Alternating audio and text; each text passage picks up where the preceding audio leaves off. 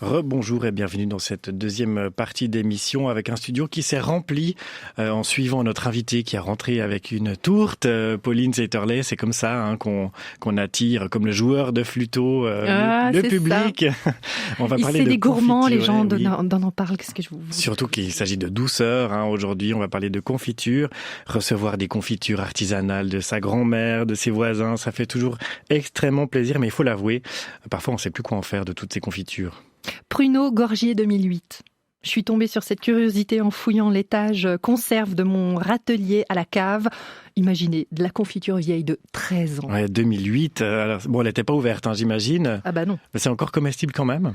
Alors en théorie, ça peut. Personne ne se risque à donner des dates limites de consommation précises et définitives pour les confitures parce que, en fait, ça varie un petit peu selon la qualité de la préparation, de la mise en conserve. Mais en gros, la confiture, c'est pas comme le bon vin. Ça ne se bonifie pas avec le temps. On dit qu'il faudrait les manger avant 2 ans maximum. Aussi parce que le goût se détériore. Mais c'est pas une science exacte. Et je suis certaine que des gens qui nous écoutent penseront que 13 ans finalement, c'est le bon âge. Et que s'il n'y a pas de moisissure, alors faut pas faire sa chochotte. Mais moi, j'ai pas osé y goûter. Et ça fait toujours mal au cœur de jeter une confiture offerte avec amour.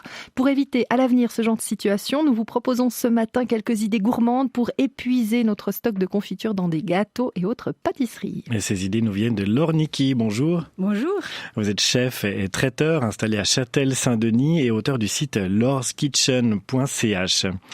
Alors Laure, merci déjà d'avoir répondu à mon appel. Nous allons commencer par le grand classique des gâteaux à base de confiture, la tourte de Linz. Exactement. Un gâteau délicieux qu'on n'a pas l'habitude de faire maison. Est-ce que c'est compliqué à faire ? J'ai envie de vous dire oui et non. Plutôt non pour commencer parce que pour moi c'est un gâteau un peu du placard. En général on a un peu tous les ingrédients dont on a besoin pour faire ce gâteau, cette tourte dans ses placards et son frigo.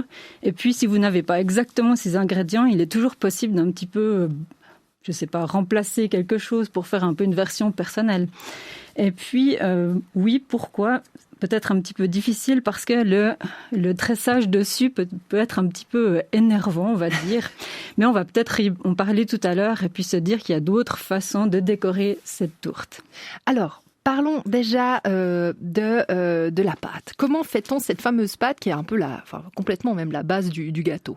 Oui, effectivement. Alors, pour faire cette pâte, vous avez besoin bien sûr de beurre, parce que pour moi, un gâteau sans beurre, c'est pas possible. Donc voilà, vous prenez 150 grammes de beurre, de préférence mou, donc vous l'avez sorti du frigo un petit moment avant. 140 grammes de sucre. Là, peut-être vous allez pouvoir un petit peu adapter cette quantité en fonction du côté sucré de votre confiture. N'hésitez pas à en mettre un petit peu moins si vous préférez. Et puis, avec une pincée de sel, vous allez mélanger tout ça et battre, si possible au batteur, mais si vous aimez l'huile de coude, pourquoi pas à la main. Si vous voulez vous faire plaisir, si vous voulez perdre un peu de calories avant d'en engranger, on peut le faire à la main. Oui, mais ça vaut la peine. Et puis, une fois que vous avez un mélange... en pommade ou en mousse, là, vous pouvez ajouter un œuf, pas trop gros si possible, et vous continuez à mélanger. Vous ajoutez également le zeste râpé d'un demi-citron de préférence bio, ou alors d'une orange si vous n'avez pas de citron, ou alors rien si vous n'en avez pas du tout. Pourquoi pas ? Donc vous continuez à mélanger, et là vous allez mélanger 200 grammes de noisettes moulues, d'accord ? Une pincée de clous de girofle également moulue, et une cuillère à café de cannelle moulue également. Les épices, évidemment, peuvent être un peu interchangeables si vous avez des goûts particuliers. Pourquoi pas un mélange à biscomme ou autre chose si vous préférez. J'ai lu qu'on pouvait aussi mettre du piment d'Espelette, par exemple. Oui, j'ai aussi lu ça. J'ai jamais testé, mais ça peut être très sympa. Ça, je pense qu'on pourrait tout à fait tester pour voir le résultat. Et puis, en ce qui concerne les noisettes, si vous n'avez pas uniquement des noisettes ou alors pas de noisettes du tout, pourquoi pas utiliser des amandes ? Et j'ai même lu des recettes qui venaient d'Alsace où on utilisait des noix. Donc, pourquoi pas, faites vos expériences, ça peut être très sympa de toute façon. Il manque la farine. Exactement. Alors, celle-ci, elle vient en dernier. Donc, 200 grammes de farine que vous allez ajouter au mélange précédent et vous allez mélanger pour obtenir une pâte plutôt homogène, mais sans trop travailler la pâte. Et voilà, la pâte est prête. C'est une pâte qui colle, c'est une pâte qui... Oui, elle colle un petit peu. D'accord. voilà, elles collent un petit peu aux doigts. N'hésitez pas à les fariner. Maintenant, peut-être une astuce à ce niveau-là, c'est que dans le marcette, j'essaie d'utiliser un œuf pas trop gros. Donc, ça rend une pâte un petit peu moins collante. Ou alors, si vous avez un œuf qui est un petit peu gros, vous allez en garder une partie pour la dorure au lieu d'utiliser un œuf supplémentaire et en mettre seulement une partie. Vous pouvez peser peut-être 40-45 grammes d'œuf. Et c'est déjà suffisant pour avoir une bonne consistance. Il faut mettre ensuite cette pâte dans un moule. Donc, on en garde une portion pour faire le décor. Et puis, ensuite, comment ça se passe? On fait ça au rouleau ou bien... Alors, c'est un peu comme vous voulez. Oui, au rouleau pour commencer si vous voulez, mais il faut bien fariner. Et je vous conseille quand même d'étaler cette pâte directement sur un papier sulfurisé que vous allez utiliser pour votre plaque juste après. Parce qu'effectivement, ça colle un petit peu. Si vous étalez directement sur votre plan de travail, vous allez vous énerver un petit peu, je peux imaginer. Sauf si vous êtes très zen, mais ça ne m'arrive pas toujours.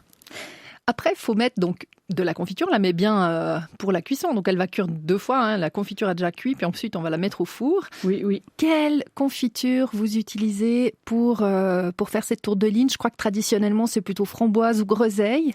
Exactement. On utilise beaucoup de confitures à la framboise ou de groseille, mais finalement, n'importe quelle confiture peut faire l'affaire, selon vos goûts, selon justement les pots de confiture que vous avez à liquider dans vos placards.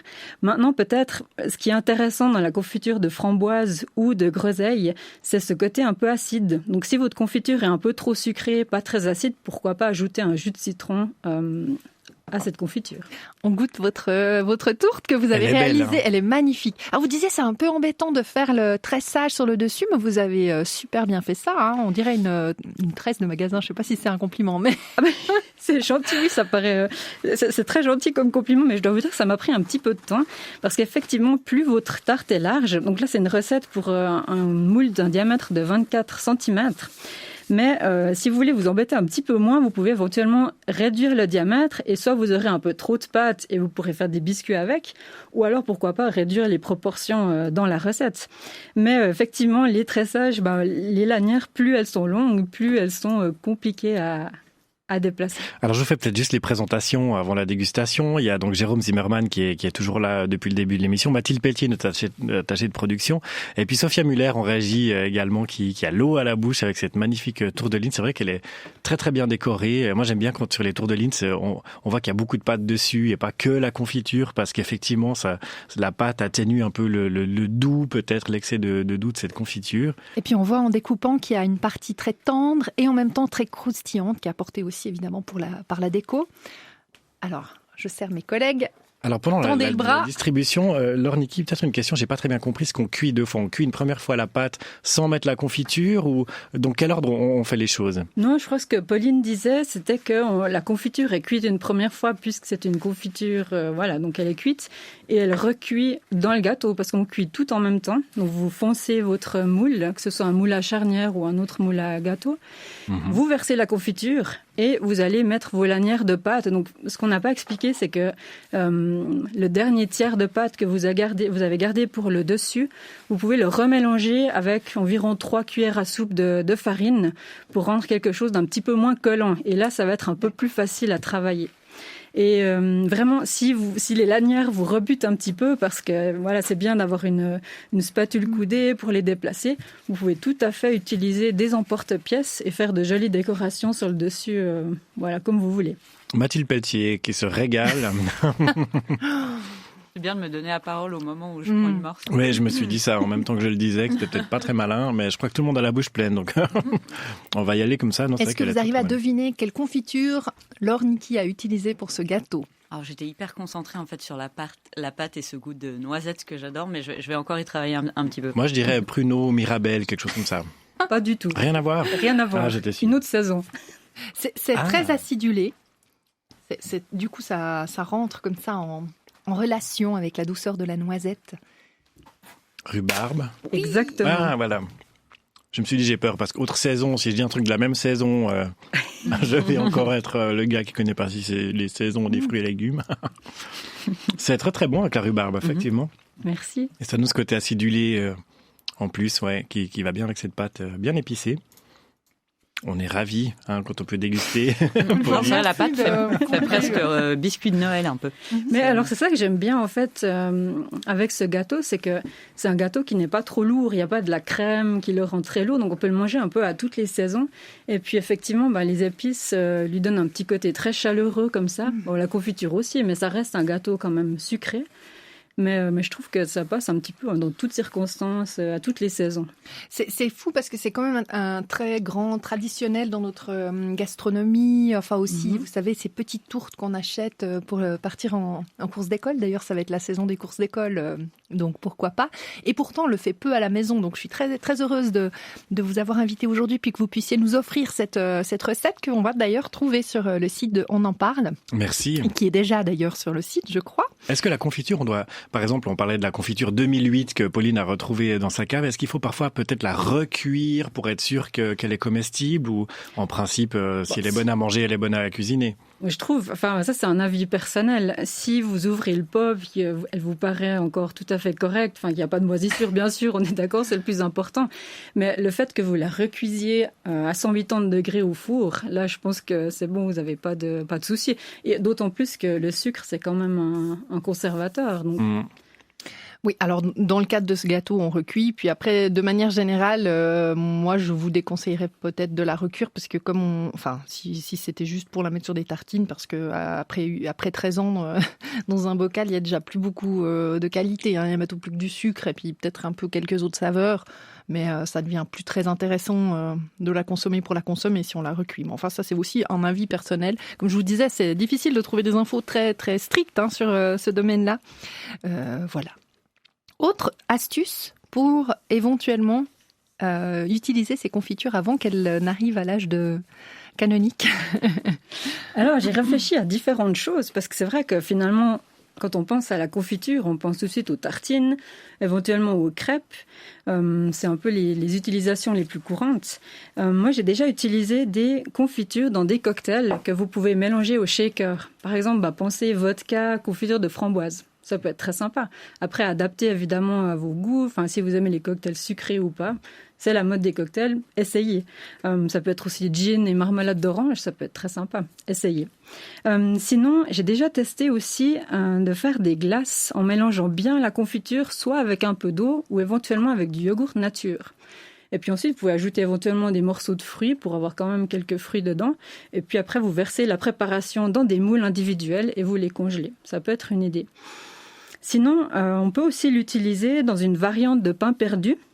Vous mettez la confiture entre 2 tranches de pain, ça peut être aussi de la tresse ou de la brioche, ce qui vous fait plaisir. Et puis, vous pouvez éventuellement beurrer ces tranches avant de les garnir de confiture. Vous les fermez en sandwich, vous les trempez dans un mélange d'œufs et de lait, et puis vous les faites dorer à la poêle comme du pain perdu traditionnel. Et pourquoi pas, ça j'ai pas testé, mais j'ai eu cette idée-là.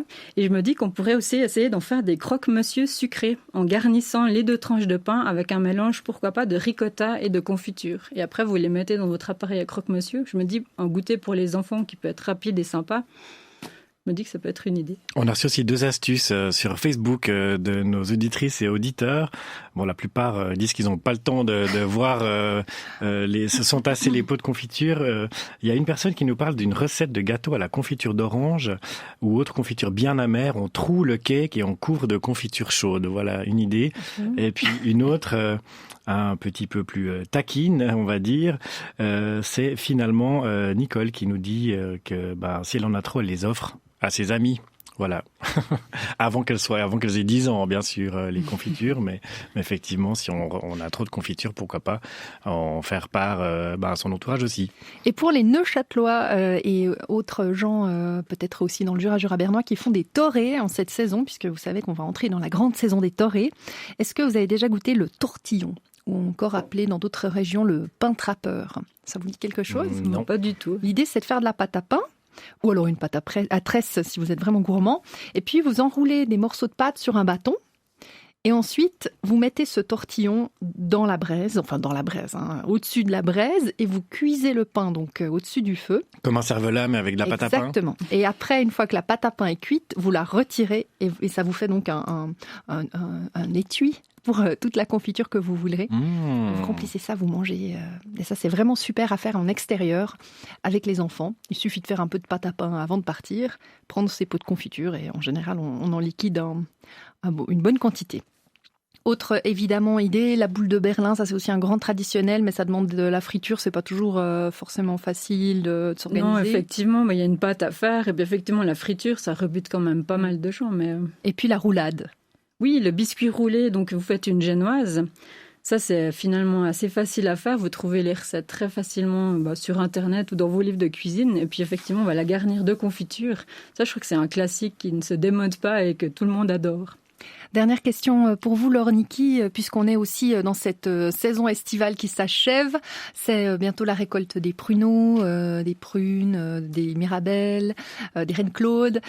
Quel conseil peut-on donner pour réussir une confiture ? Parce que, voilà, moi, par exemple, j'en reçois beaucoup, mais j'ai du mal à en faire parce que je suis pas très douée pour ça. Qu'est-ce que vous pourriez me donner comme conseil ? Je pense déjà, vous parliez des pruneaux, des prunes, etc. Le plus important, c'est déjà d'utiliser des fruits de saison. Ça, je pense, c'est déjà une bonne base. C'est souvent ce qui arrive parce qu'on fait de la confiture souvent parce qu'on a reçu des fruits de notre voisin qui en avait trop sur ses arbres. Et puis, l'important, c'est qu'ils soient mûrs comme il faut, donc pas trop peu. Et puis, pour ça, il faut aussi du sucre cristallisé, et pas du sucre gélifiant, à mon avis. Ça, c'est vraiment un avis personnel. Mais je trouve que si on a une bonne qualité de fruits et du sucre, ça suffit. On pourrait faire une bonne confiture sans additifs. Voilà. Et puis, une astuce que je trouve qui marche bien, c'est ajouter du jus de citron au mélange sucre-fruit. Parce que le jus de citron va déjà donner une petite acidité qui va relever le goût du fruit. Et surtout, elle va permettre de développer et d'activer le pouvoir gélifiant de la pectine. Et ça, je pense que c'est important pour une bonne prise de la confiture. Et c'est combien c'est un demi pour 1 kilo Je dirais 1 citron pour 1 kilo de fruits ou un demi-citron. Si on a déjà un petit peu, c'est déjà pas mal. Oui. Et donc on peut arriver avec peut-être un peu de patience au même résultat sans le sucre gélifiant, avec du sucre normal. C'est quoi ? C'est juste une question de cuire plus longtemps ou qu'est-ce qui fait C'est la qualité du fruit. Et puis après, c'est vrai qu'il y a des fruits qui se prêtent mieux que d'autres à la réalisation de confiture. L'abricot, par exemple, va très très bien parce qu'il a suffisamment de pectine. Après, c'est aussi... j'ai envie de dire que c'est pas une science exacte parce qu'il me semble que même si je suis des conseils, j'ai lu beaucoup de choses. Moi, je suis une grande fan de Christine Ferber, qui est une grande pâtissière qui fait beaucoup de confitures en Alsace. Et puis, j'ai l'impression que parfois, même en suivant ses recettes, ça ne prend pas. Typiquement, les coins, parfois, ils ne gélifient pas suffisamment bien et ça m'énerve parce que je sais pas pourquoi. Et pourtant, eux, ils sont plein de pectine. Oui. Ouais. C'est des fois des mystères. Et pas trop les cuire, est-ce que c'est un conseil ou pas trop mettre de sucre ? Est-ce qu'on peut réduire la quantité de sucre ? Souvent, on dit 1 kilo de fruits, 1 kilo de sucre. Vous êtes d'accord avec cette proportion ou... Oui, je dirais que oui. Maintenant, c'est un petit peu compliqué parce que moi, j'aimerais bien avoir des confitures moins sucrées. Après, on a le problème de la conservation qui se pose. Parce que si vous ne mettez pas assez de sucre, votre confiture ne va pas se garder très longtemps et vous ne risquez pas de trouver des pots de 2008 dans vos placards qui sont encore comestibles. Après, évidemment, si vous avez des fruits très mûrs, très riches en sucre, là, on peut diminuer un petit peu le sucre. Mais c'est aussi l'expérience qui fait, et si vous connaissez vos fruits, c'est un petit peu ça. Mais le conseil, c'est de garder vos pots au frigo si c'est pas trop de sucre. Merci beaucoup, Laure Niki. On rappelle que vous avez un site internet, laureskitchen.ca. J'imagine qu'on peut vous adresser d'autres questions supplémentaires sur votre site. Sans problème. Et on va vous retrouver au Slow Market à Vevey. C'est au Beau Garage et ce sera les 4 et 5 septembre. Exactement. Merci. Merci à vous. Et je rappelle encore que la recette de la tourte de Linz que je suis en train de terminer, excusez-moi. Je pensais que vous alliez parler un petit peu plus longtemps. Voilà, on la met sur le site. Ça y est, c'est ma faute. Partagé à tout le monde de rts.ch/. On en parle. Bonne journée, Laure Niki. Merci beaucoup, bonne journée.